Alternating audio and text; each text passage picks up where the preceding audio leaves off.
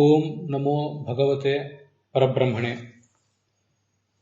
ನಮೋ ಭಗವತ್ಯೈ ಶಬ್ದಬ್ರಹ್ಮಣೆ ನಮೋ ಭಗವತೆ ಬ್ರಹ್ಮಣೆ ಚತುರ್ಮುಖಾಯ ನಮಸ್ಸರ್ವೇಭ್ಯೋ ದೇವೇಭ್ಯಃ ಶ್ರೀಗುರುಭ್ಯೋ ನಮಃ ಅಥಾತಃ ಭಾಗವತೆ ದ್ವಿತೀಯೇ ಸ್ಕಂಧೆ ದ್ವಿತೀಯಃ ಅಧ್ಯಾಯಃ ಪ್ರಾರಭ್ಯತೆ.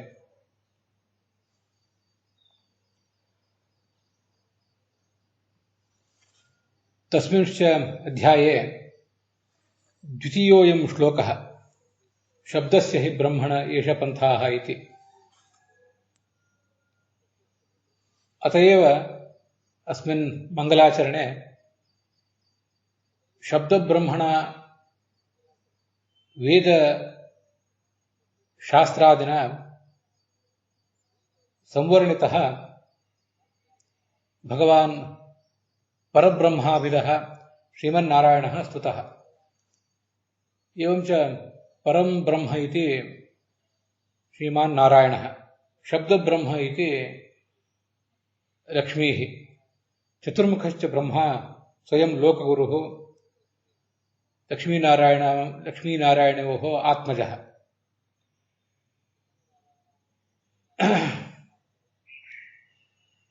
धारणा च कर्तव्य, ध्यानं च सर्वैः साधकैः कर्तव्यम् इत्युक्तम्.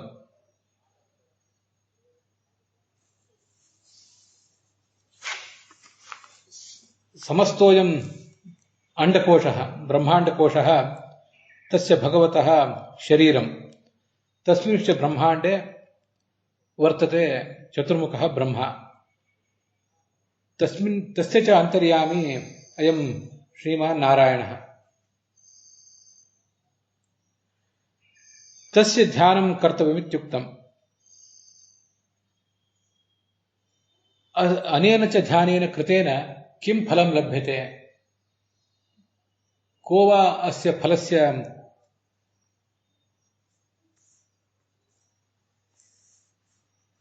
अनुभवं प्राप प्राचीने काले इति अस्मिन् श्लोके ಸಂವರ್ಣಿತೆ.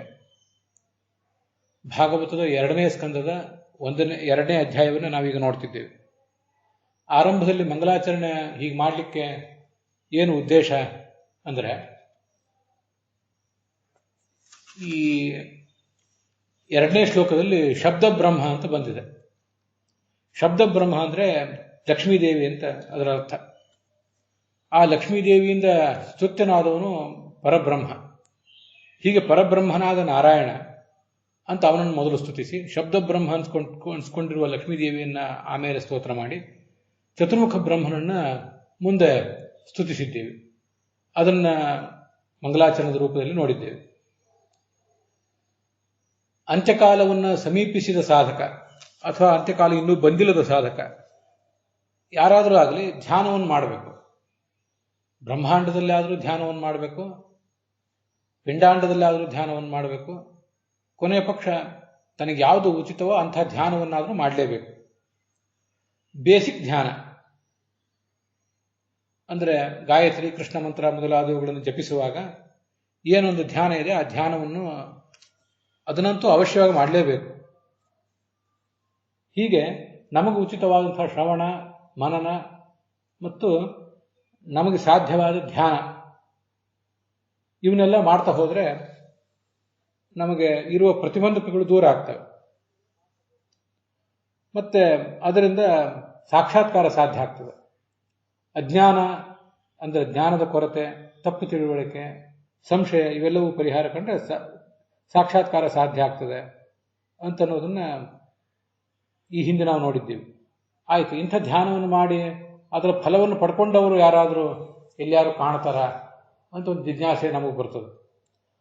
ಆ ಜಿಜ್ಞಾಸೆಗೆ ಉತ್ತರ ಈ ಶ್ಲೋಕದಲ್ಲಿ ಕೊಡ್ತಿದ್ದಾರೆ. ಬೇರೆ ಯಾರ್ದೋ ಉದಾಹರಣೆ ನಾವು ಕೊಡುವುದು ಆ ಕಡೆ ಇರಲಿ. ನಾವು ಸ್ವಯಂ ಚತುರ್ಮುಖ ಬ್ರಹ್ಮನ ಉದಾಹರಣವನ್ನೇ ಕೊಡ್ತೇವೆ ಅಂತ ಅದರ ತಾತ್ಪರ್ಯ. ನಾವೆಲ್ಲರೂ ಜೀವರು. ನಮಗೆ ಅಭಿಮಾನಿಯಾದಂಥ ಚತುರ್ಮುಖ ಬ್ರಹ್ಮ ಇದ್ದಾನೆ.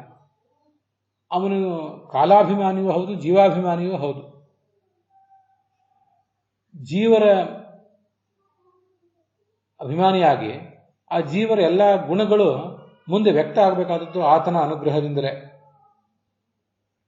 ವಿಷ್ಣೋರ್ ವಿಷಯ ಧರ್ಮೇಶು ಜ್ಞಾನಾದಿ ಚತುರ್ಮುಖ ಶ್ರದ್ಧಾಂ ದದಾತಿ ಭೂತಾನಾಂ ಅಂತ ಅಲ್ಲಿರೋದು ಐತರಿಯ ಭಾಷೆಯಲ್ಲಿ.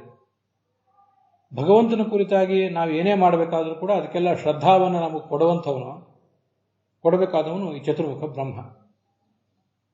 ಹೀಗೆ ನಮ್ಮಲ್ಲಿರುವ ಎಲ್ಲ ಗುಣಗಳು ವ್ಯಕ್ತ ಆಗುವುದು ಆತನಿಂದ, ಆತನ ಅನುಗ್ರಹದಿಂದ.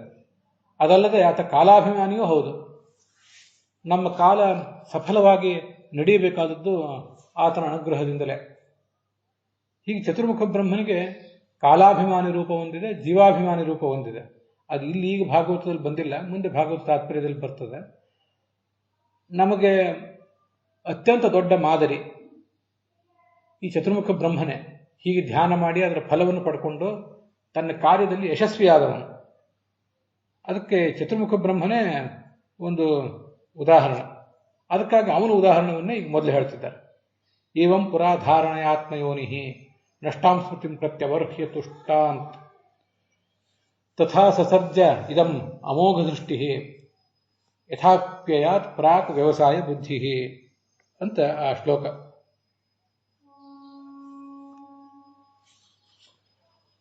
ಅದೇನು ಅಭಿಪ್ರಾಯ ಹೇಳ್ತದೆ ಆ ಶ್ಲೋಕ ಅನ್ನೋದನ್ನು ಈಗ ಮೊದಲು ಗಮನಿಸಬೇಕು. ಇವತ್ತು ನಾವೀಗ ನೋಡುವುದೇನಿದೆ, ಆ ಭಾಗವತದ ಮೂಲ ಶ್ಲೋಕಗಳ ಸರಳವಾದ ಅರ್ಥ ಮತ್ತೆ ಅದರ ಒಂದು ಸಂದೇಶ, ಇಷ್ಟು ಮಾತ್ರ ನಾವೀಗ ನೋಡ್ತೇವೆ. ವ್ಯಾಖ್ಯಾನ ವಿಷಯಗಳನ್ನು ಇನ್ನು ಮುಂದಿನ ಭಾಗದಲ್ಲಿ ನೋಡ್ತೇವೆ. ಶ್ರೋತೃಗಳ ಅನುಕೂಲಕ್ಕಾಗಿ ಆ ಥರದೊಂದು ವ್ಯವಸ್ಥೆ ಮಾಡ್ಕೊಳ್ಬೇಕು ಅಂತ ಕಾಣಿಸ್ತಾ ನನಗೆ. ಈ ಚತುರ್ಮುಖ ಬ್ರಹ್ಮನನ್ನು ಆತ್ಮಯೋನಿ ಅಂತ ಕರೀತಾರೆ. ಚತುರ್ಮುಖ ಬ್ರಹ್ಮ ಪರಮಾತ್ಮನಿಂದಲೇ ಹುಟ್ಟಿದವನು. ಅವನು ಈ ಹಿಂದೆ ಬೇಕಾದಷ್ಟು ಸೃಷ್ಟಿಗಳನ್ನು ನೋಡಿದವನೇ. ಚತುರ್ಮುಖ ಬ್ರಹ್ಮನ ಸಾಧನೆ 100 ಕಲ್ಪದ ಸಾಧನೆ, ನಮಗದು ಗೊತ್ತಿದೆ. ಆ 100 ಕಲ್ಪಗಳಲ್ಲಿ ಬೇಕಾದಷ್ಟು ಸೃಷ್ಟಿಗಳ ಬಗ್ಗೆ ಆತ ನೋಡೇ ಇದ್ದಾನೆ ಮತ್ತು ಯಥೋಚಿತವಾಗಿ ಮಾಡಿಯೂ ಇದ್ದಾನೆ. ತಾನೇ ಚತುರ್ಮುಖ ಬ್ರಹ್ಮನ ಪದವಿಗೇರಿದಾಗ, ಋಜುಗಣಸ್ಥನಾದಂಥ ಈತ ತಾನೇ ಚತುರ್ಮುಖ ಬ್ರಹ್ಮನ ಪದವಿಗೇರಿದಾಗ ಪೂರ್ಣ ಪ್ರಮಾಣದಲ್ಲಿ ಸೃಷ್ಟಿಯಲ್ಲಿ ತೊಡಗ್ತಾನೆ. ಈ ಹಿಂದೆ ಅವನು ಪ್ರಾಣನಾಗಿದ್ದಾಗ, ಅದಕ್ಕಿಂತ ಹಿಂದೆ ಋಜುಗಣಸ್ಥರ ಪಟ್ಟಿಯಲ್ಲಿ ಆತ ಇದ್ದಾಗ, ಮುಂದೆ ಬರ್ತಾ ಇದ್ದಂತೆ ಈ ಎಲ್ಲ ಕಾರ್ಯಗಳಲ್ಲಿ ಆಯಾ ಪದವಿಗೆ ಎಷ್ಟೆಷ್ಟು ಸಾಧ್ಯವೋ ಅಷ್ಟೆಷ್ಟು ತೊಡಗಿದ್ದಾನೆ. ಆದರೆ ಅವನಿಗದು ಕಾಲಕ್ರಮೇಣ ಮರೆತು ಹೋಗಿದೆ. ಇದು ತುಂಬ ಅದ್ಭುತವಾದಂಥ ಸಂಗತಿ. ಅವನ ಜ್ಞಾನ ಎಷ್ಟು, ಅವನ ಸಾಧನೆ ಎಷ್ಟು. 100 ಕಲ್ಪ ಸಾಧನೆ ಮಾಡಿದ್ದಾನೆ. 31,104,000 ಕೋಟಿ ವರ್ಷಗಳ ಕಾಲ, ಅಷ್ಟು ದೀರ್ಘಕಾಲ ಒಂದು ಕಲ್ಪ. ಅಂದರೆ ಅಂಥದ್ದು 100 ಕಲ್ಪ ಸಾಧನೆ ಅವನು. ಆ 100ನೇ ಕಲ್ಪವೇ ಚತುರ್ಮುಖ ಬ್ರಹ್ಮನ ಪದವಿ. ಹಿಂದೆ ಅಂದರೆ 99 ಕಲ್ಪಗಳ ಕಾಲ ಆತನ ಸಾಧನೆ ನಡೆದಿದೆ. ಸೃಷ್ಟಿ ಅಂದ್ರೆ ಏನು, ಪ್ರಳಯ ಅಂದ್ರೆ ಏನು, ಅದೆಲ್ಲವೂ ಆತನಿಗೆ ಗೊತ್ತಿಲ್ಲದ ಸಂಗತಿ ಏನಲ್ಲ. ಮುಖ್ಯಪ್ರಾಣ, ಅದರಲ್ಲಿಯೂ 99ನೇದಾದಂಥ ಮುಖ್ಯಪ್ರಾಣನ ಪದವಿಯಲ್ಲಂತೂ ಆತನ ಸಾಧನೆ ಉತ್ತುಂಗಕ್ಕೇರಿದೆ.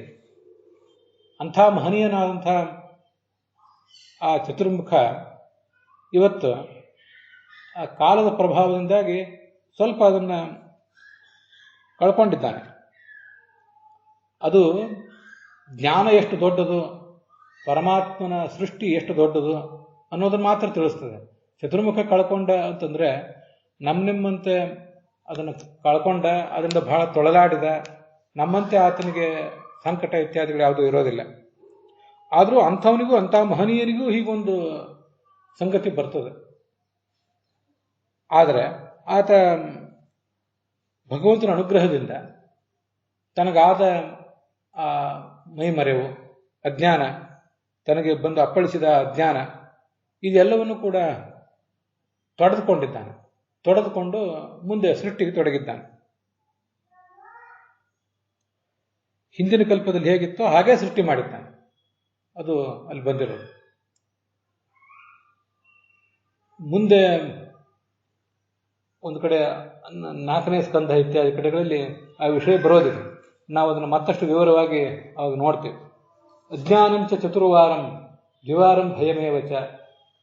4 ಬಾರಿ ಅಜ್ಞಾನ ಬಂದಿತ್ತಂತೆ, 2 ಬಾರಿ ಭಯವೂ ಬಂದಿತ್ತಂತೆ. ಅದರಲ್ಲಿ ಆ 4 ಬಾರಿ ಅಜ್ಞಾನ ಬಂದಿತ್ತು ಅಂತ ಏನಿದೆ, ಅದರಲ್ಲಿ ಒಂದು ಭಯ, ಒಂದು ಅಜ್ಞಾನ, ಇದು ತಾನು ಮುಂದೆ ಏನು ಸೃಷ್ಟಿ ಮಾಡಬೇಕು ಅಂತ. ಸೃಷ್ಟಿ ಏನು ಮಾಡಬೇಕು, ಯಾವ ಚತುರ್ಮುಖ ಬ್ರಹ್ಮನೇ ಆಗಲಿ ಸೃಷ್ಟಿಗೆ ಬಂದರೆ ಏನು ಮಾಡ್ತಾನೆ ಅನ್ನೋದು ಆತನಿಗೆ ಗೊತ್ತಿದ್ದೇ ಇದೆ. ಆದರೂ ಹೀಗಾಗಿತ್ತು. 4 ಬಗೆಯ ಅಜ್ಞಾನಗಳಲ್ಲಿ ಅದು ಒಂದು ಬಗೆಯ ಅಜ್ಞಾನ ಅಂತ ಹೇಳ್ತಾರೆ. ಅದನ್ನೇ ಪ್ರಾಯ ಇಲ್ಲಿ ಹೇಳಿರುವುದು ಅಂತ ನಾವು ತಿಳ್ಕೊಳ್ಬೇಕು. ಹೀಗೆ ಹಿಂದಿನಂತೆಯೇ ತಾನು ಸೃಷ್ಟಿ ಮಾಡಬೇಕು ಅಂತ ಸ್ಫೂರ್ತಿ ಪಡೆದ. ಆ ಸ್ಫೂರ್ತಿ ಪಡೆದು ಮುಂದೆ ಹಿಂದಿನ ಕಲ್ಪದಲ್ಲಿ ಹೇಗಿತ್ತೋ ಹಾಗೆ ಸೃಷ್ಟಿಯನ್ನು ಮಾಡಿದ. ಇದು ನಾವೆಲ್ಲ ಗಮನಿಸಬೇಕಾಗುತ್ತೆ. ಸೃಷ್ಟಿಯಲ್ಲಿ ಒಟ್ಟಾರೆ ಈ ಸಮಸ್ತ ಪ್ರಪಂಚದಲ್ಲಿ ಅತಿ ದೊಡ್ಡ ಕೆಲಸ, ಒಬ್ಬ ಜೀವನಾದವನು ಮಾಡಬಹುದಾದ ಅತಿ ದೊಡ್ಡ ಕೆಲಸ ಅಂದರೆ ಜಗತ್ತಿನ ಸೃಷ್ಟಿ. ಅವನ ಮೇಲೆ ಚತುರ್ಮುಖನ ಮೇಲೆ ಲಕ್ಷ್ಮೀದೇವಿ ಇದ್ದಾಳೆ, ಪರಮಾತ್ಮ ಇದ್ದಾನೆ.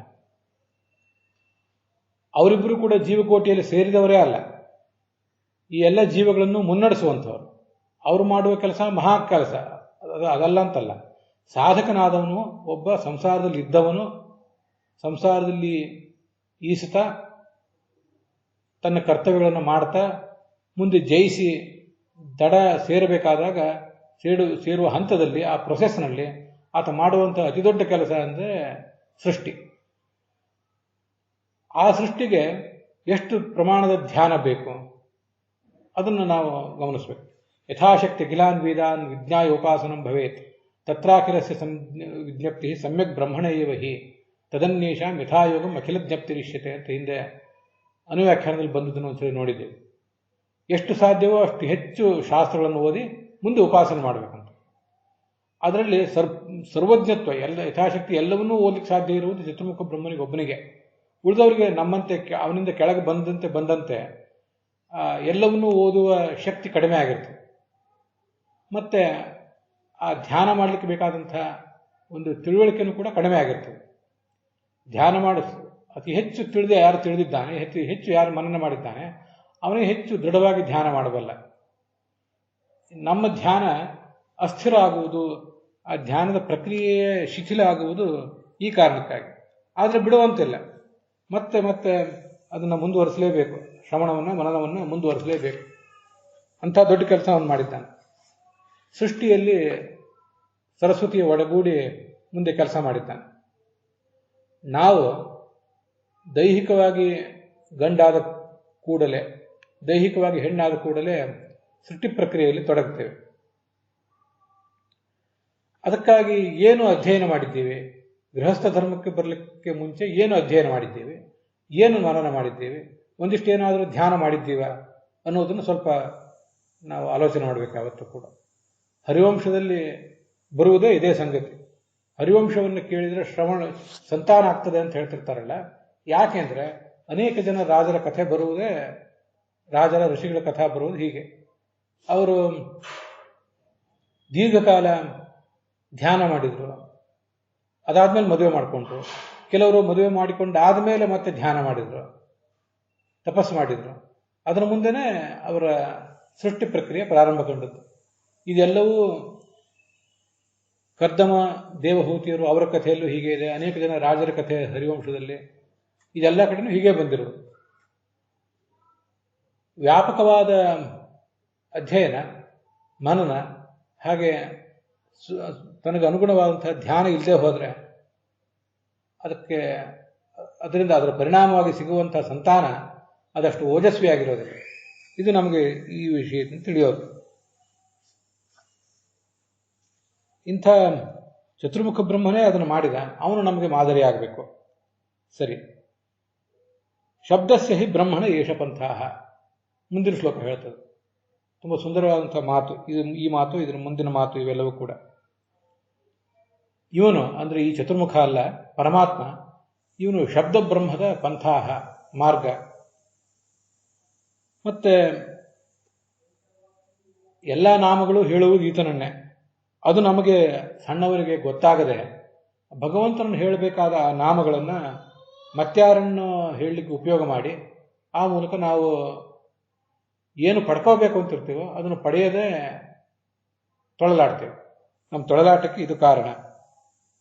ಸುದೀರ್ಘವಾದಂಥ ಸಂಸಾರದಲ್ಲಿ ನಾವೀಗಿದ್ದೇವೆ. ಮಾಯಾಮಯವಾದ ಸಂಸಾರ ಇದು, ಭಗವಂತನ ಶಕ್ತಿಯಿಂದ ಹುಟ್ಟಿದ ಸಂಸಾರ. ಅದರಲ್ಲಿ ಇದ್ದು ಬಿಟ್ಟಿದ್ದೇವೆ ನಾವು. ಪರಿಭ್ರಮನ್, ಆ ಕಡೆ ಈ ಕಡೆ ಓಡಾಡ್ತಾನೆ ಇದ್ದೇವೆ.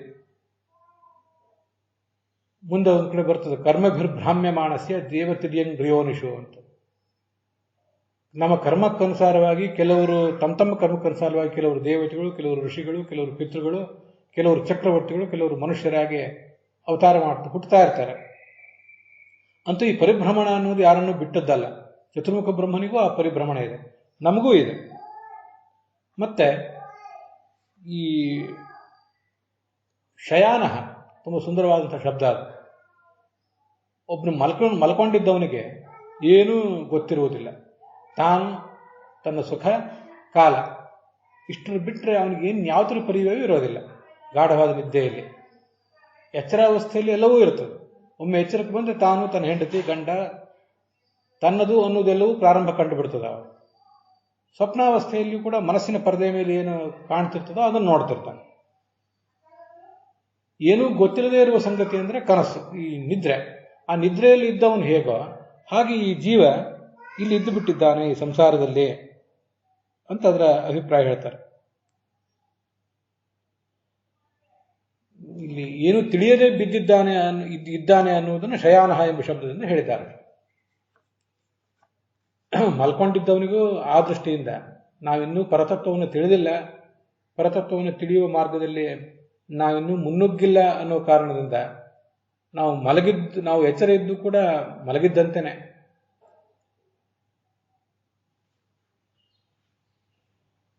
ಯಾನಿಶಾ ಸರ್ವಭೂತಾನಾಂ ತಸ್ಯಾಂ ಜಾಗೃತಿ ಸಂಯಮೇ ಯಸ್ಯಾಂ ಜಾಗೃತಿ ಭೂತಾನಿ ಸಾ ನಿಶಾ ಪಶ್ಯತೋ ಮುನಿ ಅಂತ ಭಗವದ್ಗೀತಾ ಹೇಳುವುದು ಇದನ್ನೇ.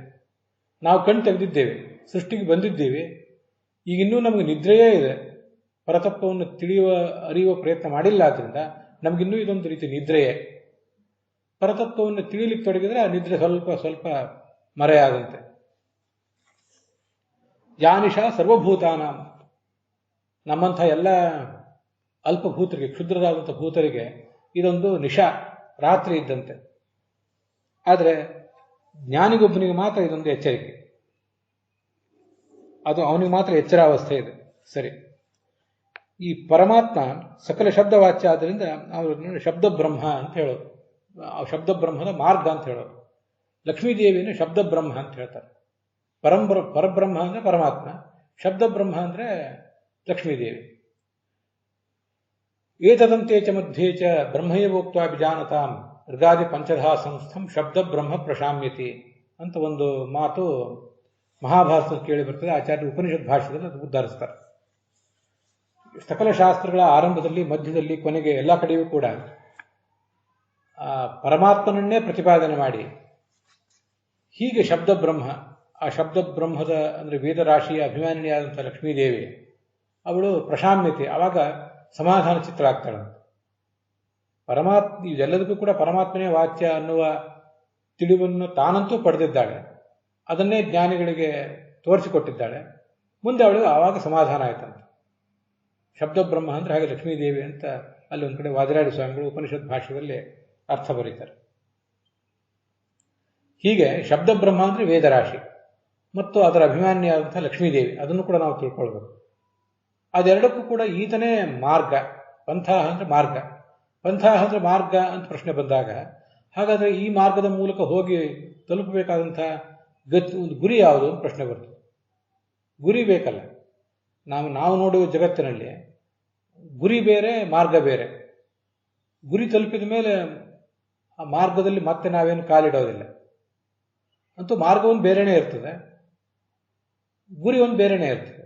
ಇಲ್ಲಿ ಗುರಿ ಯಾವುದು, ಮಾರ್ಗ ಯಾವುದು? ಭಗವಂತನ ಮಾರ್ಗ ಅಂತ ಹೇಳಿದರೆ ಏಷಃ ಅಂದರೆ ಆಚಾರ್ಯ ಹೇಳ್ತಾರೆ ಶ್ರೀಹರಿಹಿ, ಏಷಃ ಹರಿಹಿ ಅಂತ ಆಚಾರ್ಯ ಅದರ ಅರ್ಥ ಹೇಳ್ತಾರೆ. ಈ ಭಗವಂತನೇ ಮಾರ್ಗ. ಸರಿ, ಹಾಗಾಗಿ ಗುರಿ ಯಾವುದು ಅಂದರೆ ಇಲ್ಲಿ ಬಂದಿಲ್ಲ, ನಾವು ಅದನ್ನು ತಿಳ್ಕೊಳ್ಬೇಕು. ಅವನೇ ಗುರಿ, ಅವನೇ ಮಾರ್ಗ. ಈ ಹಿಂದೆ ಅನೇಕ ಕಡೆ ಬೇರೆ ಕಡೆಯನ್ನು ನೋಡಿದ್ದೀವಿ, ಅದನ್ನ ಇಲ್ಲಿ ಹೊಂದಿಸ್ಕೊಂಡು ನೋಡಬೇಕಷ್ಟೆ. ಈ ಜಗತ್ತಿನಲ್ಲಿ ಅವನೇ ಸೇತು, ಅವನೇ ಗಮ್ಯ. ಇಮಾಂ ಘೋರಾಂ ಅಶಿವಾಂ ನದೀಂ ತೀರ್ಥ ಏನಂ ಸೇತುಮಾಪ್ಯ ತೇನೈವ ಸೇತುನ ಮೋದತೆ ಪ್ರಮೋದತೆ ಆನಂದೇ ಭವತಿ ಅಂತ ಒಂದು ವೇದವಾಕ್ಯ ಸೂತ್ರ ಭಾಷೆಯಲ್ಲಿ ಆಚಾರ್ಯ ಉದ್ಧರಿಸಿರೋದು. ಘೋರವಾದ ಅಮಂಗಳಕರವಾದ ನದಿ ಇದು. ಈ ನದಿಯನ್ನು ದಾಟ್ಲಿಕ್ಕೆ, ಸಂಸಾರವೆಂಬ ನದಿ, ಅದನ್ನು ದಾಟ್ಲಿಕ್ಕಿರುವಂಥ ಒಂದು ಮಾರ್ಗ, ಒಂದು ಸೇತುವೆ ಅಂದರೆ ಈ ಭಗವಂತ. ಸೇತುವೆ ಭಗವಂತ ಅಂತಾದರೆ ಇನ್ನು ನಾವು ಹೋಗಿ ತಲುಪಬೇಕಾದದ್ದು ಯಾರನ್ನ? ಭಗವಂತನಿಗಿಂತ ಭಿನ್ನವಾದ ಮತ್ತೊಂದು ಯಾವುದಾದ್ರೂ ಗತಿ ಇದೆಯಾ ಅಂದರೆ ಇಲ್ಲ. ಸಾಕಾಷ್ಠ ಸಾಪರಾಗತಿ, ಭಗವಂತನೇ ಗತಿ. ನಮ್ಮನ್ನ ಈ ಸಂಸಾರವೆಂಬ ಸಾಗರದಿಂದ ದಾಟಿಸುವ ಮಾರ್ಗ, ದಾಟಿಸುವ ಸೇತುವೆ ಅವನೇ. ಅಲ್ಲಿ ಹೋಗಿ ತಲುಪಬೇಕಾದಂಥ ಗುರಿಯೂ ಅವನೇ. ಅದಕ್ಕೆ ತೇನೈವ ಸೇತುನ ಮೋದತೆ ಪ್ರಮೋದತೆ ಆನಂದೇ ಭವತಿ. ಆ ಸೇತುವೆಯನ್ನು ಹಿಡಿದ್ರೆ, ಅಲ್ಲಿ ಉಪನಿಷತ್ ವೇದವಾಕ್ಯದಲ್ಲಿ ಬರುವಂಥ ಮಾತದು, ಆ ಸೇತುವೆಯನ್ನು ಹಿಡಿದ್ರೆ ಭಾರೀ ಆನಂದ. ಇನ್ನೇನು ಆಗಬೇಕಾಗಿದೆ? ಆ ಸೇತುವೆ ಸಿಕ್ಕ ಮೇಲೆ, ಸೇತುವೆ ನಮ್ಮ ಗುರಿ ಅಂತಾದ ಮೇಲೆ, ಆ ಸೇತುವೆಯೇ ತನ್ನನ್ನು ತಾನು ಗುರಿಯನ್ನಾಗಿಟ್ಕೊಂಡು ನಮ್ಮನ್ನು ಆ ಗುರಿ ಕಡೆ ಕರ್ಕೊಂಡು ಹೋಗ್ತದೆ. ಅಂದಮೇಲೆ ಮೋದತೆ ಪ್ರಮೋದತೆ ಆನಂದಿ ಭವತಿ, ಅಲ್ಲಿ ಆನಂದವೇ ಆನಂದ. ಇಲ್ಲಿಯೂ ಕೂಡ ಈ ದಾರಿ ಸಿಕ್ಕ ಮೇಲೆ, ದಾರಿ ಸಿಗುವುದೊಂದೇ ತಡ, ದಾರಿ ಸಿಕ್ಕ ಮೇಲೆ ಮತ್ತೆ ಆಗಬೇಕಾದದ್ದೇನಿದೆ? ಮತ್ತೇನು ಸಾಧನೆ ಮಾಡಬೇಕಾದ್ದು, ಇನ್ನು ತಲುಪಬೇಕಾದದ್ದು ಅದೇ ದಾರಿಯನ್ನೇ. ದಾರಿ ಸಿಕ್ಕ ಮೇಲೂ ಕೂಡ ಶ್ರವಣ ಮಾಡಬೇಕು, ಮನನ ಮಾಡಬೇಕು ಅನ್ನೋದು ಸರಿ, ಆದರೆ ಆತಂಕವಿಲ್ಲ. ಆ ದಾರಿ ಸಿಕ್ಕ ಮೇಲೆ ಆತಂಕ ಇಲ್ಲ. ದಾರಿ ಸಿಗುವ ತನಕ ಯಾವುದೋ ಊರಿಗೆ ಹೊರಟಿದ್ದೇವೆ, ಆ ಊರಿಗೆ ಹೋಗಬೇಕಾದ ಮಾರ್ಗಸೂಚಿ ಶಿಲಾಫಲಕ ಎಲ್ಲೂ ಕಾಣಿಸ್ತಾ ಇಲ್ಲ. ಕಾಣದೇ ಇದ್ದಾಗ ಆತಂಕ. ಅಂಥದ್ದು ಮಾರ್ಗಸೂಚಕ ಶಿಲಾಫಲಕ ಸಿಕ್ಕಿಬಿಟ್ರೆ ಮತ್ತೆ ಆನಂದವೇ. ಹೇಗೋ ಇಲ್ಲಿ ಆ ಥರ ಇಲ್ಲಿ ಭಗವಂತನೇ ಮಾರ್ಗ, ಅವನೇ ಗಮ್ಯನೂ ಕೂಡ. ಈ ಸಕಲ ಶಬ್ದರಾಶಿಗಳಿಗೆ ಆತನೇ ವಾಚ್ಯನಾದವನು. ಪಂಥ ಅನ್ನೋ ಶಬ್ದಕ್ಕೆ ಹೀಗೆಲ್ಲ ಅರ್ಥಗಳು ಬರ್ತವೆ. ನಮ್ಮನ್ನು ಕರ್ಕೊಂಡು ಹೋಗೋವನು ಅವನು, ಆ ಶಬ್ದಗಳಿಂದ ವಾಚ್ಯನಾದವನು ಅವನು. ಕೊನೆಗೆ ನಾವು ಹೋಗಿ ತಲುಪಬೇಕಾದ ಗುರಿಯೂ ಅವನೇ. ಸಾಕಾಷ್ಠ ಸಾಪರಾಗತಿ. ಮತ್ತೆ ಶಬ್ದಬ್ರಹ್ಮ ಅಂದರೆ ಕೇವಲ ಶಬ್ದರಾಶಿ, ಶಾಸ್ತ್ರ ರಾಶಿ ಮಾತ್ರ ಅಲ್ಲ. ಶಬ್ದಬ್ರಹ್ಮ ಅಂದರೆ ಆ ಲಕ್ಷ್ಮೀದೇವಿಯನ್ನು ಕೂಡ ಅರ್ಥ ಮಾಡಿದ್ದೇವೆ ನಾವು. ಆ ಲಕ್ಷ್ಮೀದೇವಿಯ ಪಂಥಾಹ, ಜೊತೆಗಾರ ಈತ, ಮಾರ್ಗದ ಜೊತೆಗಾರ. ತುಂಬ ಸುಂದರವಾದಂಥ ಒಂದು ಶೃಂಗಾರ ಅಲ್ಲಿದೆ.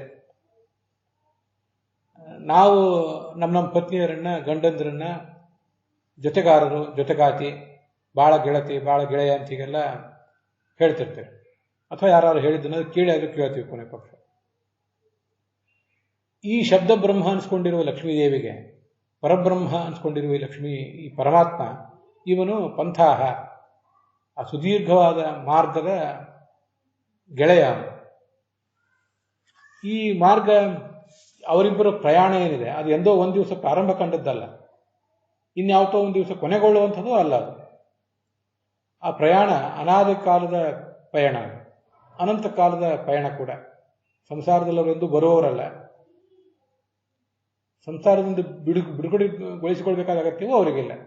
ಮೂಲ ರೂಪದಲ್ಲಿ ಇರಲಿ, ಆವೇಶ ರೂಪದಲ್ಲಿ ಇರಲಿ, ಅಂಶ ರೂಪದಲ್ಲಿ ಇರಲಿ, ಕೃಷ್ಣ ರಾಮಾದಿ ರೂಪಗಳಿಂದ ಅವತಾರ ಮಾಡಲಿ, ಎಲ್ಲ ಕಡೆಯೂ ಕೂಡ ಆ ಶಬ್ದ ಬ್ರಹ್ಮದ ಲಕ್ಷ್ಮೀದೇವಿಯ ಪಂಥಾಹ, ಆ ಮಾರ್ಗದಲ್ಲಿ ಸಿಕ್ಕುವಂಥ ಒಬ್ಬ ಗೆಳೆಯ ಈತ, ಸಿಕ್ಕಿದಂಥ ಗೆಳೆಯ ಅಂತ ಅದರ ತಾತ್ಪರ್ಯ. ಸಹ ಪ್ರಯಾಣಿಕ ಆತ, ಅದು ಮುಖ್ಯ. ಹಾಗೊಂದು ಅರ್ಥ ಇದೆ.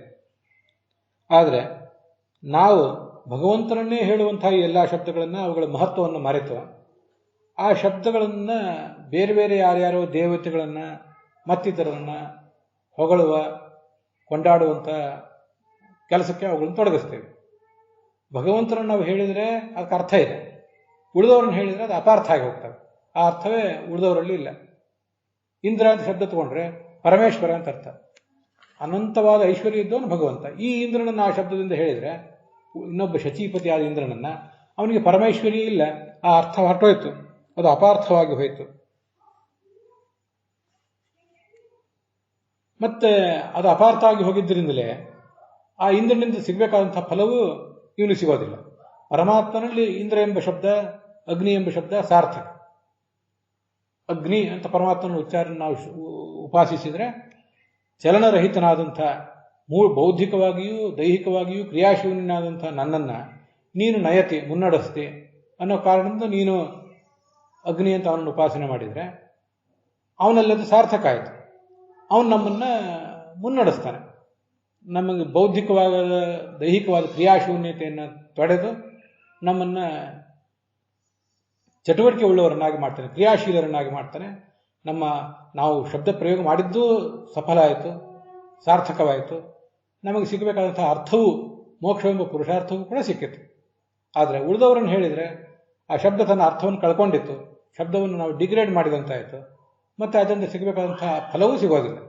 ಯಾವುದೋ ಒಂದಿಷ್ಟು ಫಲ ಸಿಕ್ಕಿರ್ತದೆ, ಸಿಕ್ಕ ಫಲವನ್ನೇ ಬಹಳ ದೊಡ್ಡದು ಅಂತ ನಾವು ನೆಚ್ಚಿಕೊಂಡು ಓಡಾಡುವಂಥ ಪ್ರಸಂಗ ಬಂದಿರ್ತದೆ. ಸಿಗಬೇಕಾದ ಫಲ, ಶಾಶ್ವತವಾದ ಫಲ ಸಿಕ್ಕಿರೋದಿಲ್ಲ ಅನ್ನುವ ಎಚ್ಚರವೇ ಇರೋದಿಲ್ಲ. ಇದು ನಮ್ಮ ಸ್ಥಿತಿ ಆಗ್ತದೆ. ನಾವು ಪರಮಾತ್ಮನನ್ನು ಹೇಳಬೇಕಾದ ಶಬ್ದಗಳನ್ನು ಬೇರೆ ಯಾವುದೋ ದೇವತೆಗಳನ್ನು, ಋಷಿಗಳನ್ನು ಹೇಳಿ ಅವುಗಳನ್ನು ಡಿಗ್ರೇಡ್ ಮಾಡ್ತೇವೆ ಅಂತ ಅಷ್ಟೇ ಅಲ್ಲ, ನಮಗಿರುವ ಶಬ್ದಶಕ್ತಿ, ಏನಾದರೂ ಶ್ರವಣ ಮಾಡುವ ಶಕ್ತಿ, ಮನನ ಮಾಡುವ ಶಕ್ತಿ ಮತ್ತು ಧ್ಯಾನ ಮಾಡುವ ಶಕ್ತಿ ಏನಿದೆಯಲ್ಲ, ಅದರಲ್ಲೂ ಕೂಡ ಕೊಂಡಾಡುವ ಶಕ್ತಿ, ಕೇಳುವ ಶಕ್ತಿ, ಕೇಳುವವರಿಗೆ ಕೇಳುವ ಶಕ್ತಿ ಇದೆ, ಹೇಳುವವರಿಗೆ ಹೇಳುವ ಶಕ್ತಿ ಇದೆ. ಹೇಳುವವರಿಗೆ ಒಂದಿಷ್ಟು ಸಮಯ ಇದೆ, ಕೇಳುವವರಿಗೆ ಒಂದಿಷ್ಟು ಸಮಯ ಇದೆ. ಅಂತೂ ನಿಮ್ಮ ಬಳಿಯಲ್ಲಿರುವುದು ಒಂದಿಷ್ಟು ಸಮಯ, ಮತ್ತು ಹೇಳುವ ಒಂದಿಷ್ಟು ಶಕ್ತಿ, ಕೇಳುವ ಒಂದಿಷ್ಟು ಶಕ್ತಿ. ಇದನ್ನೆಲ್ಲ ನಾವು ಅಧ್ಯಾತ್ಮದ ಹೆಸರಿನಲ್ಲಿ ನಮ್ಮ ಸಮಯವನ್ನು ವ್ಯರ್ಥ ಮಾಡ್ತಿದ್ದೀವಿ ಅನೇಕ ಕಡೆ. ಪರಮಾತ್ಮನನ್ನು ಧ್ಯಾನ ಮಾಡಿದಾಗ, ಪರಮಾತ್ಮನ ಪರಿವಾರಭೂತ ಅಂತ ದೇವತೆಗಳನ್ನು ಧ್ಯಾನ ಮಾಡಿದಾಗ ಅದು ವ್ಯರ್ಥ ಆಗೋದಿಲ್ಲ. ಆದರೆ ಅನೇಕ ಅಶಾಸ್ತ್ರೀಯವಾದಂಥ ಸಂಗತಿಗಳನ್ನು ಅಧ್ಯಾತ್ಮದ ಹೆಸರಲ್ಲಿ ನಾವು ನಮ್ಮ ಮನಸ್ಸಿನಲ್ಲಿ ತುರುಕಿಕೊಂಡು ಅದನ್ನು ನಾವು ತುರುಕಿಕೊಂಡದ್ದು ಸಾಲದಂತೆ ಇನ್ನೊಬ್ಬರ ತಲೆಯ ಮೇಲೂ ಕೂಡ, ಇನ್ನೊಬ್ಬರ ಮೆದುಳಿನಲ್ಲೂ ಕೂಡ ಅಧ್ಯಾತ್ಮದ ಹೆಸರಿನಲ್ಲಿ ಅಂಥ ಕೆಲಸಕ್ಕೆ ಬಾರದ ವಿಷಯಗಳನ್ನು ತುರುಕಿ ಅತ್ಯಂತ ಉಚ್ಚ ತರಗತಿಯ ಶಬ್ದಗಳನ್ನು, ಅದೇ ಶಬ್ದಗಳನ್ನು ನಾವು ಮತ್ತೆ ಯಾರ್ಯಾರನ್ನು ಪ್ರಶಂಸೆ ಮಾಡಲಿಕ್ಕೆ ತೊಡಗಿಸಿಬಿಡ್ತೇವೆ. ಶಬ್ದಗಳನ್ನು ಡಿಗ್ರೇಡ್ ಮಾಡಿದಾಗಾಯ್ತು. ನಮಗೂ ಕೇಳುವವರಿಗೂ ಹೇಳುವವರಿಗೂ ದೊರೆತಂಥ ಅಮೂಲ್ಯವಾದಂಥ ಆ ಸಮಯಕ್ಕೆ ಚತುರ್ಮುಖ ಬ್ರಹ್ಮ ಅಭಿಮಾನಿ, ಕಾಲಕ್ಕೆ ಅವನ ಅಭಿಮಾನಿ. ಹೀಗೆ ಆ ಸಮಯದ ಮಹತ್ವ ಎಂಥದ್ದು. ದುರ್ಗಾದೇವಿ ಕಾಲರೂಪಿಣಿ ಅದಕ್ಕೆ ಅಭಿಮಾನಿನಿ, ಅವಳ ನಂತರ ಚತುರ್ಮುಖ ಬ್ರಹ್ಮ ಅದಕ್ಕೆ ಅಭಿಮಾನಿ.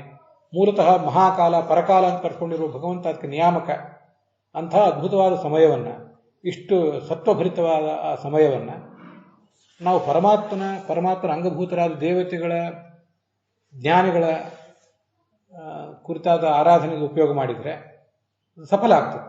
ಆದರೆ ಆ ಶಾಸ್ತ್ರೀಯವಾದ ಚಿಂತನೆಗಳನ್ನು ತಲೆಗೆ ಹಾಕಿಕೊಳ್ಳದೆ ಅಶಾಸ್ತ್ರೀಯವಾದ ಅನೇಕ ಸಂಗತಿಗಳನ್ನು, ಅನೇಕ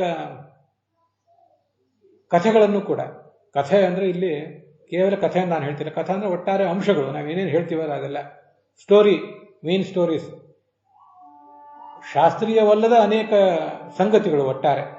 ಅದು ಕಥೆ ಇರಬಹುದು, ಮತ್ತೇನೇ ಇರಬಹುದು. ಏನು ಮಾಡಬೇಕಾಗಿತ್ತೋ ಅದನ್ನೊಂದನ್ನು ಮಾಡದೆ ಉಳಿದದ್ದು ಯಾವುದ್ಯಾವುದನ್ನು ನಮ್ಮ ಮನಸ್ಸಿನಲ್ಲಿ ಹಾಕಿಕೊಂಡು ಉಳಿದವ್ರ ತಲೆಗೂ ಹಾಕ್ತಿದ್ದೀವಿ. ಇದು ನಾವು ನಮ್ಮ ಸಮಯವನ್ನು ವ್ಯರ್ಥ ಮಾಡಿದಾಗಾಯಿತು, ಶಬ್ದಗಳ ಶಕ್ತಿಯನ್ನು ಕಡಿಮೆ ಮಾಡಿದಾಗಾಯಿತು. ಭಾಷೆ ಕನ್ನಡ ಇರಲಿ, ಸಂಸ್ಕೃತ ಇರಲಿ, ಅದರ ಆ ಶಬ್ದಗಳನ್ನು ನಾವು ಡಿಗ್ರೇಡ್ ಮಾಡಿದಂಗಾಯಿತು. ಇದರಿಂದ ನಮಗೆ ಸಿಗಬೇಕಾದ್ದು ಸಿಗೋದಿಲ್ಲ. ಹೇಳಿದವರಿಗೆ ಏನು ಸಿಗಬೇಕಾಗಿತ್ತು ಅದು ಸಿಗೋದಿಲ್ಲ, ಕೇಳಿದವರಿಗೆ ಏನು ಸಿಗಬೇಕಾಗಿತ್ತು ಅದು ಸಿಗೋದಿಲ್ಲ. ಮುಂದಿನ ಶ್ಲೋಕ ಇದೆ, ತುಂಬ ಸುಂದರವಾದ. ಅದರಿಂದ ಮುಂದೆ ಏನು ಮಾಡಬೇಕಾಗಾದ್ರೆ, ಎಲ್ಲ ಶಬ್ದಗಳು ಭಗವಂತನನ್ನೇ ಹೇಳ್ತಾವೆ ಅಂತ ನೀವು ಅಂತೀರಿ. ಜ್ಞಾನಿಯಾದವನಿಗೂ ಅಜ್ಞಾನಿಯಾದವನಿಗೂ ಜೀವನ ಅಂತೂ ಒಂದಿದೆ. ಊಟಕ್ಕೆ ಕೂತ್ಕೊಂಡ್ರೆ ಅನ್ನ ಹಾಕು, ಸಾರು ಹಾಕು, ಇದನ್ನಾದರೂ ಹೇಳಬೇಕಲ್ಲ. ಮತ್ತೆ ಇಲ್ಲದ ಜೀವನ ನಡೆಯೋದು ಹೇಗೆ ಅಂದರೆ, ಪರಮಾತ್ಮವಾಚಕವಾದ ಶಬ್ದಗಳನ್ನು ಇತರರಲ್ಲಿ ಬಳಸಬೇಕು ಅಂತಂದರೆ ಎಷ್ಟು ಸೀಮಿತವಾದ ಕೆಲಸಕ್ಕೆ ಎಷ್ಟು ಶಬ್ದಗಳು ಸಾಕೋ ಅಷ್ಟೇ ಶಬ್ದಗಳನ್ನು ಬಳಸಿದರೆ ಸಾಕು. ಅದಕ್ಕಿಂತ ಹೆಚ್ಚಿನ ಶಬ್ದಗಳನ್ನು ಬಳಸಬೇಕಾಗಿಲ್ಲ. ಆದರೆ ಇದನ್ನು ಅರಿಯದೆ ಎಷ್ಟು ನಮ್ಮ ಮಿತಿ ಏನಿದೆ, ಆ ಮಿತಿಯನ್ನು ಅರಿಯದೆ, ಮಿತಿಯನ್ನು ದಾಟಿ ನಾವು ಆ ಶಬ್ದಗಳನ್ನು ಪ್ರಯೋಗ ಮಾಡ್ತಾ ಹೋಗ್ತೇವೆ. ಹೀಗೆ ಎಚ್ಚರಿಕೆಗೇಡಿಗಳಾಗಬೇಡಿ. ಪರಮಾತ್ಮವಾಚಕವಾದ ಶಬ್ದಗಳನ್ನು ಇತರ ವ್ಯಕ್ತಿ ಮತ್ತು ವಸ್ತುಗಳ ಕುರಿತಾಗಿ ಪ್ರಯೋಗ ಮಾಡುವ ಪ್ರಸಂಗ ಬಂದಾಗಲೂ ವ್ಯವಸಾಯ ತಲೆಯಲ್ಲಿರಲಿ. ವ್ಯವಸಾಯ ಅಂದರೆ ಮೂಲತಃ ಭಗವಂತನನ್ನೇ ಹೇಳ್ತಾವೆವು, ಅದರ ನಂತರ ಉಳಿದವ್ರನ್ನ ಹೇಳ್ತವೆ ಅನ್ನುವಂಥ ಎಚ್ಚರ ಇರಲಿ. ಅನ್ನೋದನ್ನ ಅದು ಹೇಳ್ತದೆ. ಮತ್ತೆ ಒಂದು ವೇಳೆ ತಾನೇ ಅಂತ ಕೆಲಸ ಆಗುವಂತಿದ್ರೆ ಜೀವನವನ್ನು ನಡಿಬೇಕು. ಅಪರೋಕ್ಷ ಜ್ಞಾನಿಯ ಜೀವನವೂ ನಡೀಬೇಕು. ಅವನ ಸಂಸಾರದಲ್ಲಿರುವ ತನಕ ಅವನ ಹೊಟ್ಟೆಗೂ ಅನ್ನ ಬೀಳಬೇಕು, ಅವನಿಗೂ ಉಡ್ಲಿಕ್ಕೆ ಬಟ್ಟೆ ಬೇಕು, ಇರ್ಲಿಕ್ಕೆ ಜಾಗ ಬೇಕು. ಅಪರೋಕ್ಷ ಜ್ಞಾನ ಅಂದ್ರೆ ಏನಂತೆ ಗೊತ್ತಿಲ್ಲದಿರುವಂತಹ ಮಹಾಮೂರ್ಖರಾದಂತಹ ನಮ್ಮಂಥವರಿಗೂ, ಎಚ್ಚರಿಕೆಗಳಾದಂತಹ ನಮಗೂ ಹೊಟ್ಟೆಗೆ ಹಿಟ್ಟು ಬೇಕು, ಜುಟ್ಟಿಗೆ ಮಲ್ಲಿಗೆ ಬೇಕು, ಮೇಲೊಂದು ಸೂರು ಬೇಕು, ನಮಗೂ ಬೇಕು. ಅದು ಸಿಗಬೇಕು ಅಂತಾದರೆ ಎಷ್ಟು ಸಾಕೋ ಅಷ್ಟೇ ಶಬ್ದಗಳನ್ನು ಬಳಕೆ ಮಾಡಿದರೆ ಸಾಕು, ಅಷ್ಟೇ ಸಮಯವನ್ನು ಅದಕ್ಕೆ ವಿನಿಯೋಗ ಮಾಡಿದರೆ ಸಾಕು. ಇಲ್ಲೆಲ್ಲ ಬರೇ ಶಬ್ದದ ಬಗ್ಗೆ ಬರ್ತಿದೆ, ನಾನು ಆ ಸಮಯದ ಬಗ್ಗೆ ಕೂಡ ಹೇಳ್ತಿದ್ದೇನೆ. ನಮ್ಮ ಸಮಯವನ್ನು ನಾವು ಹೇಗೆ ವ್ಯರ್ಥ ಮಾಡ್ಕೋತಿದ್ದೀವಿ ಅನ್ನೋದ್ರ ಬಗ್ಗೆ ಖೇದ ಅನಿಸಿ ನಾನು ನಿಮ್ಮ ಎದುರಿಗೆ ಅದನ್ನು ಹಂಚ್ಕೋತಾ ಇದ್ದೇನೆ. ಅಷ್ಟೇ ಸಮಯ ತೊಡಗಿಸಿದರೆ ಸಾಕು. ಅದಕ್ಕಿಂತ ಹೆಚ್ಚು ಮಾಡಿದರೆ ಏನಾಗ್ತದೆ? ಪರಿಶ್ರಮ. ಸುಮ್ಮನೆ ಗಾಳಿಗೆ ಗುದ್ದಿ ಮೈಕೈ ನೋವು ಮಾಡಿಕೊಂಡಂತೆ ಸಮಯವೂ ಹೋಯಿತು, ಶಬ್ದಗಳ ಶಕ್ತಿಯೂ ಹೋಯಿತು, ಬೌದ್ಧಿಕ ಶಕ್ತಿಯೂ ಹೋಯಿತು. ಇದು ಇರುವ ಸಮಸ್ಯೆ. ಇದಕ್ಕೆ ಈ ಶ್ಲೋಕಕ್ಕೆ ತಾತ್ಪರ್ಯದಲ್ಲಿ ಆಚಾರ್ಯ ಒಂದು ಶ್ಲೋಕ ಹೇಳ್ತಾರೆ. ಸರ್ವನಾಮಾಯತೋ ವಿಷ್ಣು ತದನ್ಯಾರ್ಥಾನ್ನತು ಸ್ಮರೇತ್ ಸ್ಮರಂಸ್ತು ಯಾವದರ್ಥ ಸ್ಯಾತ್ ಅನ್ಯಥಾ ಸ್ವಾತ್ಮಃ ಭವೇತ್ ಅಂತ ಬ್ರಹ್ಮಾಂಡ ಪುರಾಣದ ಮಾತು. ಭಗವಂತ ಸರ್ವನಾಮ, ಎಲ್ಲಾ ಶಬ್ದಗಳಿಂದಲೂ ಅವನೇ ಅಲ್ವಾ ವಾಚ್ಯ. ಆದ್ದರಿಂದ ಅವನಿಗಿಂತ ಭಿನ್ನವಾದ ಯಾವ ಸಂಗತಿಯನ್ನು ನತು ಸ್ಮರೇತ್, ಅವುಗಳ ಬಗ್ಗೆ ಆಡುವುದು ಆ ಕಡೆ ಇರಲಿ, ಅದನ್ನು ನೆನಪೇ ಮಾಡ್ಕೊಳ್ಬೇಡ್ರಿ ಅಂತ ಹೇಳ್ತಾರೆ. ಇದು ತುಂಬಾ ಅದ್ಭುತವಾದ ಸಂಗತಿ. ನಮ್ಮ ತಲೆಯಲ್ಲಿ ಏನೇನೋ ತುಂಬಿಕೊಂಡಿದ್ರೆ ಅದೇ ಆ ಮಾತಿನ ರೂಪದಲ್ಲಿ ಹೊರಗೆ ಬರೋದು. ಭಗವಂತನಿಗಿಂತ ಭಿನ್ನವಾದ, ಅಶಾಸ್ತ್ರೀಯವಾದ, ಕೆಲಸಕ್ಕೆ ಬಾರದ ವಿಷಯಗಳೇ ನಮ್ಮ ತಲೆಯಲ್ಲಿ ತುಂಬಿಕೊಂಡಿದ್ರೆ ಅವೇ ನಮ್ಮ ಬಾಯಿಂದ ಹೊರಗೆ ಬರ್ತವೆ. ಬಾಯಿಂದ ಹೊರಗೆ ಬಂದು ಯಾವ್ಯಾವ ಕಿವಿಗಳಿಗೆ ಅವೇ ಹೋಗಿ ತಲುಪ್ತವೆ. ಇದರಿಂದ ಇದೇ ನಮ್ಮ ಪರಿಶ್ರಮ. ನಮಗೆ ದಣಿವು, ಆಯಾಸ ಆಗುವುದೇ ಈ ಕಾರಣದಿಂದ. ಪರಮಾತ್ಮನ ಕುರಿತು ಆ ಶಬ್ದಗಳನ್ನು ಪ್ರಯೋಗ ಮಾಡಿದರೆ, ಶಾಸ್ತ್ರೀಯವಾದ ಸಂಗತಿಗಳನ್ನೇ ಕೇಳಿ ಹೇಳಿ ಮನನ ಮಾಡಿ ಧ್ಯಾನ ಮಾಡಿದರೆ ಈ ಪರಿಶ್ರಮ ಇರೋದಿಲ್ಲ. ಆದ್ರಿಂದ ಇನ್ನೊಂದು ವಿಷಯದ ಕುರಿತು ಸ್ಮರಣೆಯೇ ಮಾಡ್ಕೊಳ್ಬೇಡ್ರಿ. ಎಷ್ಟು ಮಿನಿಮಮ್ ಸ್ಮರಣೆ ಸಾಕೋ ಅಷ್ಟು ಸಾಕು. ಸ್ಮರಣಿಸ್ತು ಯಾವದರ್ಥ ಸ್ಯಾತ್, ಅರ್ಥ ಅಂದ್ರೆ ಪ್ರಯೋಜನ, ಹೊಟ್ಟೆ ತುಂಬಬೇಕು, ಮತ್ತಿತರ ಕೆಲಸಗಳಾಗಬೇಕು. ಅದಕ್ಕೆ ಆಗ್ಬೇಕಾದ್ರೆ ಏನ್ ಮಾಡಬೇಕು ಅಷ್ಟು ಮಾಡಿದ್ರೆ ಸಾಕು. ಪರಿಶ್ರಮಂ ತತ್ರ ಸಮೀಕ್ಷ ಮಾಡ. ಮುಂದೆ ಅನ್ಯಥಾ ಸ್ವಾತ್ಮಃ ಭವೇತ್. ಇಲ್ಲಿ ಹೋದ್ರೆ ಏನಾಗ್ತದೆ ಅಂದ್ರೆ ಆತ್ಮಹತ್ಯೆ ಮಾಡಿಕೊಂಡಂತೆ. ನಮ್ದೆಲ್ಲರೂ ಇದೊಂದು ರೀತಿ ಆತ್ಮಹತ್ಯೆ. ಅದೆಷ್ಟು ಪರಮಾತ್ಮನಿಗಿಂತ ಭಿನ್ನವಾದ ಸಂಗತಿಗಳನ್ನ, ಅಶಾಸ್ತ್ರೀಯವಾದ ಸಂಗತಿಗಳನ್ನ, ವ್ಯಕ್ತಿಗಳನ್ನ, ವಿಷಯಗಳನ್ನು ಮತ್ತು ವ್ಯಕ್ತಿಗಳನ್ನು ತಲೆಯಲ್ಲಿ ತುಂಬಿಕೊಂಡಿದ್ದೇವೆ. ಅದನ್ನ ಇನ್ನೊಬ್ಬರಿಗೆ ಹೇಳ್ತಾ ಇದ್ದೀವಿ, ಮನನ ಮಾಡ್ತಿದ್ದೀವಿ, ಧ್ಯಾನ ಮಾಡ್ತಿದ್ದೀವಿ. ಅದಕ್ಕಾಗಿಯೇ ನಮ್ಮ ಸಮಯ, ನಮ್ಮ ಶಕ್ತಿ, ವಾಕ್ಶಕ್ತಿ, ಮನಃಶಕ್ತಿಗಳೆಲ್ಲ ತೊಡಗಿಸ್ತಾ ಇದ್ದೀವಿ ಅಂತಂದ್ರೆ ಅದೊಂದು ಆತ್ಮಹತ್ಯೆ ಆದಂತೆ. ಮನೋಜಯ ಆಗೋ, ಇಂದ್ರಿಯ ನಿಗ್ರಹ ಆಗೋದಿಲ್ಲ, ಮತ್ತೆ ಬೇಕಾದ ಪುರುಷಾರ್ಥವೂ ಸಿಗೋದಿಲ್ಲ. ಅಷ್ಟು ಬೆಲೆ ಬಾಳುವಂತಹ ಸಮಯವನ್ನು ವ್ಯರ್ಥ ಮಾಡಿದಂಗಾಯ್ತು, ಬೆಲೆ ಬಾಳುವ ಶಬ್ದಗಳನ್ನು ಹಾಳು ಮಾಡಿದಂತಾಯ್ತು, ನಮ್ಮ ಜೀವಮಾನವನ್ನು ಹಾಳು ಮಾಡಿಕೊಂಡಂತಾಗ್ತದೆ. ಆದ್ದರಿಂದ ಸಾಧಕನಿಗೆ ಇಂಥ ತೊಂದರೆ ಇದೆ, ಅದೊಂದು ರೀತಿ ಆತ್ಮಹತ್ಯೆ ಇದ್ದಂತೆ ಅಂತ ಅದನ್ನು ವರ್ಣನೆ ಮಾಡ್ತಾರೆ. ಸರಿ, ಹಾಗಾದ್ರೆ ಏನ್ ಮಾಡಬೇಕು ಅಂತ ನಮಗೊಂದು ಪ್ರಶ್ನೆ ಬರ್ತದೆ. ಅದನ್ನ ಮುಂದಿನ ಶ್ಲೋಕಗಳಲ್ಲಿ ಹೇಳ್ತಾರೆ. ಒಂದೆರಡು ಶ್ಲೋಕಗಳನ್ನು ನೋಡಿ ಭಾಗ ಸಮಾಪ್ತ ಮಾಡೋಣ. ಪರಮಾತ್ಮನಿಗೆ ವಾಚಕವಾದ ಸಕಲ ಶಬ್ದಗಳನ್ನು ಕೂಡ ಯಾರ್ಯಾರನ್ನೂ ಹೇಳಲಿಕ್ಕೆ ಬಳಕೆ ಮಾಡಬೇಡ್ರಿ ಅಂತಂದ್ರೆ ಆಗ ನಮ್ಮ ಜೀವನ ನಡೆಯೋದು ಹೇಗೆ? ಇನ್ನೊಬ್ಬರನ್ನ ಯಾಕೆ ಬೇಡಬೇಕು ಅಂತೆಲ್ಲ ಬರ್ತದಲ್ಲ. ಅದನ್ನೇ ಈ 4-5 ಶ್ಲೋಕಗಳಲ್ಲಿ ಹೇಳ್ತಾರೆ. ಹೌದು, ಜೀವನ ನಡಿಬೇಕಲ್ಲ, ಜೀವನ ನಿರ್ವಾಹಕ್ಕಾಗಿ ವಿಶೇಷ ಏನು ಪ್ರಯತ್ನ ಪಡಬೇಕಾಗಿಲ್ಲ. ನಾವು ಸ್ವಲ್ಪ ಆಲೋಚನೆ ಮಾಡಿ ತಿಳ್ಕೋಬೇಕಾದಂಥ ವಿಷಯ ಇದು. ಮಲಗಲಿಕ್ಕೆ ಜಾಗ ಬೇಕಲ್ಲ, ನೆಲ ಇದೆಯಲ್ಲ, ಪ್ರಾಣಿಗಳು ನೆಲದ ಮೇಲೆ ಮಲಗ್ತಾವಲ್ಲ. ಪ್ರಾಣಿಗಿಂತ ನೀನ್ಯಾವ ದೃಷ್ಟಿಯಿಂದ ಮೇಲಾದೆ ಅಂತ ನಾವು ಕೇಳ್ಕೋಬೇಕು. ಯಾವ ಪ್ರಾಣಿಯೂ ಒಂದು ಉತ್ತಮವಾದ ಹಾಸಿಗೆ, ಒಳ್ಳೆ ತಲೆದಿಂಬು, ಮಂಚ ಇದ್ರ ಬಗ್ಗೆ ಆಲೋಚನೆ ಮಾಡೋದಿಲ್ಲ. ನಮಗೆ ಮಾತ್ರ ಅದೆಲ್ಲ ಬೇಕಾಗ್ತದೆ. ನೆಲ ಇದೆ, ಮಲಗಿ, ತೋಳಿದೆ, ಅದೇ ತಲೆದಿಂಬಾಗಲಿ. ನೀರಿದೆ, ಎಲ್ಲಿ ಬೇಕಾದಲ್ಲಿ ಭಗವಂತನೇ ಕೊಟ್ಟಿರುವಂತಹ ನೀರಿದೆ. ಆ ನೀರನ್ನು ಹಿಡಿದಿಡ್ಲಿಕ್ಕಾಗಿ ಯಾವುದಾದ್ರೂ ಒಂದು ಲೋಹದ ಪಾತ್ರ ಬೇಕೆ? ಮತ್ತೆ ಎಲೆಗಳು ಯಾಕೆ? ದೊನ್ನೆ, ಎಲೆ ಇತ್ಯಾದಿಗಳು ಹಾಕಬೇಕು.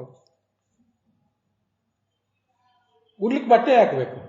ದಿಗ್ವಸ್ತ್ರ ಲಾಭ, ದಿಕ್ಕುಗಳೇ ಇದೆಯಲ್ಲ, ಇಡೀ ದಿಕ್ಕೇ ನಮ್ಮನ್ನ ಆವರಿಸಿರುವಂತಹ ಬಟ್ಟೆ. ಅದಿದ್ದಾಗ ಮತ್ತೆ ಬಟ್ಟೆ ಆದರೂ ಬೇಕು. ಇವೆಲ್ಲ ಬಹಳ ದೊಡ್ಡ ಆದರ್ಶದ ಮಾತುಗಳಾದವು. ನಾವೆಲ್ಲರೂ ಕೂಡ ಹಾಗೆ ದಿಗಂಬರರಾಗಿರೋದು ಸಾಧ್ಯ ಇಲ್ಲ. ಸ್ವಲ್ಪ ಏನಾದರೂ ವಿರಕ್ತರಾಗಿ ಬದುಕಬಹುದು ನಮ್ಮ ಮಟ್ಟಿಗೆ. ಹಾಗೆ ಅಂತೇಳಿ ದಿಗ್ವಸ್ತರಾಗಿ ಬದುಕಲಿಕ್ಕೆ ಆಗೋದಿಲ್ವಲ್ಲ. ಹಾಗಾದರೆ ಬಟ್ಟೆಗಾಗಿ ಯಾಕೆ ಪ್ರಯತ್ನ ಪಡ್ತೀರಿ? ಚೀರಾಣಿಕಿಂ ಪತಿನ ಸಂತೆ. ದಾರಿಯಲ್ಲಿ ನೀವು ಹೋಗ್ತಾ ಇರುವಾಗ ಎಲ್ಲೆಲ್ಲೋ ಅಲ್ಲಲ್ಲಿ ಚಿಂದಿ ಬಟ್ಟೆಗಳು, ಯಾರೋ ಬಳಸಿದ ವಸ್ತುಗಳು ನಿಮಗೆ ಸಿಗೋದಿಲ್ವಾ? ಅದನ್ನೇ ಉಟ್ಟು ಜೀವನ ನಡೆಸ್ರಿ. ಅದಕ್ಕೆ ಇನ್ನೊಂದು ಅರ್ಥ ಇದೆ. ಯಾರೋ ಉಟ್ಟು ಇನ್ನು ಅದ್ರ ಬೆಲೆ ಕಡಿಮೆ, ಅದರದ್ದು ಶಕ್ತಿ ಕಡಿಮೆ ಆಗಿದೆ, ಅಂದ ಕಡಿಮೆ ಆಗಿದೆ, ಬಣ್ಣ ಕಡಿಮೆ ಆಗಿದೆ ಅಂತ ಬಿಸಾಕಿದ ವಸ್ತುಗಳನ್ನೇ ನೀವು ಉಡ್ರಿ ಅಂತ ಅರ್ಥ ಅಲ್ಲ. ಅದಕ್ಕೊಂದು ಬೇರೆ ಅರ್ಥ ನನಗೆ ಬೆಳೀತದೆ. ಚೀರಾಣಿಕಿಂ ಪಥಿನ ಸಂತೆ ಅಂದರೆ ನಿಮಗೆ ಉಡ್ಲಿಕ್ಕೆ ಬೇಕಾದ ಬಟ್ಟೆಗಳನ್ನು ಯಾರು ದಾನ ಕೊಡೋದಿಲ್ಲೇನು? ಹೊಸ ಬಟ್ಟೆನೇ ಕೊಡ್ತಾರೆ. ನಾವು ಇದನ್ನು ಸ್ವಲ್ಪ ಕೇಳ್ಕೊಳ್ಬೇಕಾಗುತ್ತೆ. ನಮಗೆ ಇವತ್ತು ಬಟ್ಟೆಗಳು ನಾವು ಖರೀದಿ ಮಾಡದೆ ಹೋದರೂ ಕೂಡ ನಮ್ಗೆ ಉಡ್ಲಿಕ್ಕೆ ಬೇಕಾದಷ್ಟು ಬಟ್ಟೆಗಳು ದಾನ ರೂಪದಲ್ಲೇ ಬರ್ತಿವೆ. ಅದರಿಂದ ಯಾರೋ ತಾವು ಹುಟ್ಟು ಎಸೆದ ಬಟ್ಟೆಗಳು ಅಂತ ಏನು ಆಗಬೇಕಾಗಿಲ್ಲ. ದಾನದ ರೂಪದಲ್ಲಿ ಬರುವ ಬಟ್ಟೆಗಳು ಇವೆಯಲ್ಲ. ಆಹಾರ ಬೇಕು ಅಂತಿದ್ರೆ ಜನ ಭಿಕ್ಷೆ ಕೊಡೋದಿಲ್ಲೇನು? ಜನರೆದುರಿಗೆ ಹೋಗಿ ದೀನನಾಗಿ ಭಿಕ್ಷೆ ಕೊಡುವಂತ ಕೇಳಬೇಕು ಅಂತ ಅನಿಸದೆ ಹೋದ್ರು ಕೂಡ ಮರಗಳಲ್ಲಿ ಹಣ್ಣು ಹಂಪಲುಗಳಿಲ್ವಾ? ಕುಡಿಯುವ ನೀರಿಗೆ ನದಿಗಳು ಏನಾಗಿವೆ? ನದಿಗಳೇನು ಬತ್ತಿ ಹೋಗಿವೆಯಾ? ಏನಾಗಿವೆ? ನದಿಯಲ್ಲಿ ನೀರು ಬರ್ತಾನೆ ಇದೆಯಲ್ಲ. ಆಯ್ತು, ಮಲಗಲಿಕ್ಕೆ ಏನ್ ಬೇಕು? ಗುಹೆಗಳಿಲ್ವೇ? ಮಂಟಪಗಳು, ಅಲ್ಲಲ್ಲಿ ಹಾಳು ಮಂಟಪಗಳು ಇತ್ಯಾದಿಗಳು ಇಲ್ಲೇನು? ಮತ್ತೆ ನಿಮ್ಗೇನು ಭಯ? ಯಾರು ಮೃಗ ಪ್ರಾಣಿಗಳು ಅವರಿಗೊಂದು ಭಯನ? ನಮಗೆಲ್ಲರಿಗೂ ಕೂಡ ಸುಹೃತ್, ಶರಣ ಅಂತ ಕರ್ಸ್ಕೊಂಡಿರುವಂತಹ ಸುಹೃತ್ ಅಂತ ಇಲ್ಲಿ ಬಂದಿದೆ. ಭೂತ ಸುಹೃತ್, ಎಲ್ಲಾ ಪ್ರಾಣಿಗಳಿಗೂ ಸುಹೃತ್ ಅನ್ಸ್ಕೊಂಡಿರುವ, ವಿಷ್ಣು ಸಹಸ್ರನಾಮದಲ್ಲಿ ಶರಣ ಅಂತಲೂ ಕರ್ಸ್ಕೊಂಡಿರುವ ಭಗವಂತ ಇಲ್ಲೇನು? ಯಾಕೆ ಇಷ್ಟು ಅನಾಯಾಸವಾಗಿ ಜೀವನ ನಡೀಲಿಕ್ಕೆ ಸಾಧ್ಯ ಇರುವಾಗ ಐಶ್ವರ್ಯ ಮದದಿಂದ ಕುರುಡಾದಂತಹ ಯಾರ್ಯಾರೋ ನೀಚರನ್ನ ಸಮೀಪಿಸಿ ಅವರ ಬಳಿ ಹೋಗಿ ಅವರನ್ನ ಯಾಕೆ ಓಲೈಸ್ತಾ ಇದ್ದೀರಿ? ಔಪಸ್ಥಿ ಜೈಷ್ಯ ಕಾರ್ಪಣ್ಯ ಗೃಹಪಾಲಾಯತೆ ಜನ ಅಂತ ಮುಂದೆ ಬರುವಂತಹ ಒಂದು ಮಾತಿದೆ. ನಾವು ಉಪಸ್ಥೇಂದ್ರಿಯಕ್ಕೆ ದಾಸರಾಗಿದ್ದೀವಿ, ಹೆಣ್ಣು ಗಂಡು ಎರಡೂ ಕೂಡ. ಹೆಣ್ಣಿಗೂ ದಾಂಪತ್ಯ ಸುಖ ಬೇಕು, ಗಂಡಿಗೂ ದಾಂಪತ್ಯ ಸುಖ ಬೇಕು, ಅದಕ್ಕೆ ದಾಸರಾಗಿದ್ದೀವಿ. ಮದುವೆ ಮಾಡ್ಕೋಬೇಕು ಅಂತಂದ್ರೆ ಸಂಪತ್ತು ಬೇಕು, ಅದಕ್ಕಾಗಿ ಯಾರ್ಯಾರ್ದು ಮನೆ ಕಾಯಬೇಕು, ಉದ್ಯೋಗ ವ್ಯವಹಾರಗಳಿಗಾಗಿ ಇನ್ನೊಬ್ಬರ ಅವಲಂಬನೆಯಂತೂ ಮಾಡಬೇಕಾಗುತ್ತೆ. ಜಿಫಾ ಅಂದ್ರೆ ಅದೇ ಹೊಟ್ಟೆಗೆ ತಿನ್ನಬೇಕಾಗುತ್ತೆ. ಇವುಗಳು ಎರಡರ ಕಾರಣದಿಂದಾಗಿ ಮನುಷ್ಯ ದೀನನಾಗಿದ್ದಾನೆ. ಇನ್ನೊಬ್ಬರ ಮನೆ ಕಾಯುವ ನಾಯಿಯಾಗಿದ್ದಾನೆ, ಉಳ್ಳವರ ಮನೆ ಕಾಯುವ ನಾಯಿಯಾಗಿದ್ದಾನೆ. ಉಳ್ಳವರು ಕೂಡ ತಿಳುವಳಿಕೆ ಉಳ್ಳವರು ಆಗಿದ್ರೆ ಸರಿ, ಅವರು ತಿಳುವಳಿಕೆ ಇಲ್ಲದೇ ಇದ್ದವರಾಗಿದ್ರೆ ಧನ ದುರ್ಮದಾಂಧರಾದಂತಹ ಅವರ ಕಾಲಿಗೆ ಇವನು ಬಿದ್ದು ತನ್ನ ಉಪಸ್ಥೇಂದ್ರಿಯವನ್ನು, ತನ್ನ ಜಿಹ್ವೇಂದ್ರಿಯವನ್ನು ತಣಿಸ್ಕೋಬೇಕಾಗ್ತದೆ. ಯಾಕೆ? ಭಗವಂತ ಕೊಟ್ಟದ್ರಲ್ಲಿ ನೀವು ಯಾಕೆ ತೃಪ್ತರಾಗರೊಳ್ಳಿರಿ? ತೇನತ್ಯಕ್ತೇನ ಭುಂಜಿತಾ ಮಾಗೃಹ ಪ್ರಶ್ನೆ ಸಿದ್ಧನಂ. ಅವನು ಕೊಟ್ಟದ್ದನ್ನ ಭುಂಜಿತಾ ಸ್ವೀಕಾರ ಮಾಡ್ರಿ. ಮಾಗೃಹ, ಬೇರೆ ಯಾರನ್ನೂ ದೋಚಬೇಡ್ರಿ, ಬೇರೆ ಯಾರನ್ನೂ ಬೇಡಲೂ ಬೇಡ್ರಿ. ಗೃಹ ಅಂತ ಅಲ್ಲೇನು ಈಶಾವಾಸ್ಯ ಉಪನಿಷತ್ತಿನ ಶಬ್ದ ಐತೆ, ಹಾಗರ್ಥ. ಇನ್ನೊಬ್ಬರನ್ನ ದೋಚಬೇಡಿ, ಅದಂತೂ ಪರಮ ಅನ್ಯಾಯ. ಬೇಡ್ಲಿಕ್ಕೂ ಹೋಗಬೇಡ್ರಿ. ತಾನಾಗೆ ನೀವು ಬೇಕಾದ್ದೆಲ್ಲವೂ ಸಿಕ್ಕೇ ಸಿಗ್ತದೆ. ಬಹಳ ದೊಡ್ಡ ಆದರ್ಶ. ಇವತ್ತು ಕಿಸೆಗಳ್ಳರ ನಡುವೆ, ಹಗಲುಗಳ್ಳರ ನಡುವೆ, ದರೋಡೆಕೋರರ ನಡುವೆ ನಾವಿದ್ದೇವೆ. ಅವ್ರ ನಡುವೆ ನಾವಿದ್ದೇವೆ ಅಂತಂದ್ರೆ ನಾವು ಅವರೇ ಆಗಿದ್ದೇವೆ ಅಂತ ಅರ್ಥ. ಒಂದಲ್ಲ ಒಂದು ರೀತಿಯಿಂದ ಇಂಥ ಅನ್ಯಾಯಗಳಲ್ಲಿ ನಾವೆಲ್ಲ ತೊಡಗೇ ಇದ್ದೇವೆ. ಇಂಥ ಕಾಲದಲ್ಲಿ ಬದುಕಿರುವಂಥ ನಮಗೆ ಈ ಮಾತುಗಳ ಅರ್ಥ ಆಗೋದು ಬಹಳ ಕಷ್ಟವೇ. ಆದರೂ ಅತಿ ದೊಡ್ಡ ಆದರ್ಶವನ್ನು ಒಂದು ಬಾರಿ ಅವ್ರು ನಮಗೆ ಇಂಜೆಕ್ಟ್ ಮಾಡಿದರೆ ಸ್ವಲ್ಪ ಆದರೂ ತಿಳುವಳಿಕೆ ಬಂದಿತ್ತು ಅಂತ ಶಾಸ್ತ್ರಕಾರರ ಒಂದು ಕಾಳಜಿ ಅಷ್ಟೆ. ಇಷ್ಟು ಹೇಳಿದಂತೆ ತೀವ್ರಗತಿಯ ಸಾಧನೆ, ಅಷ್ಟು ದೊಡ್ಡ ಆದರ್ಶವನ್ನು ಇಟ್ಕೊಳ್ಳಿಕ್ಕಾಗದೆ ಹೋದ್ರು ಸ್ವಲ್ಪ ಆದರೂ ಈ ಜೀವನಕ್ಕಾಗಿ ನಡೆಸುವಂತಹ ಹಪಹಪಿಯನ್ನು ಬಿಡಬೇಕು ಅಂತ ಅದಕ್ಕೆ ತಾತ್ಪರ್ಯ ಆಗ್ತದೆ. ಇದನ್ನು ಇವತ್ತು ನೋಡಿದ್ದೀವಿ. 5 ಶ್ಲೋಕಗಳು ನೋಡಿದ್ದೀವಿ. ಈ ಶ್ಲೋಕಗಳ ಕುರಿತು ಸ್ವಲ್ಪ ವ್ಯಾಖ್ಯಾನ ವಿಶೇಷಗಳನ್ನು ಮುಂದಿನ ಭಾಗದಲ್ಲಿ ನೋಡೋಣ. ಅಲ್ಲಿಗೆ ಈ ಭಾಗ ಸಮಾಪ್ತವಾಗಿದೆ.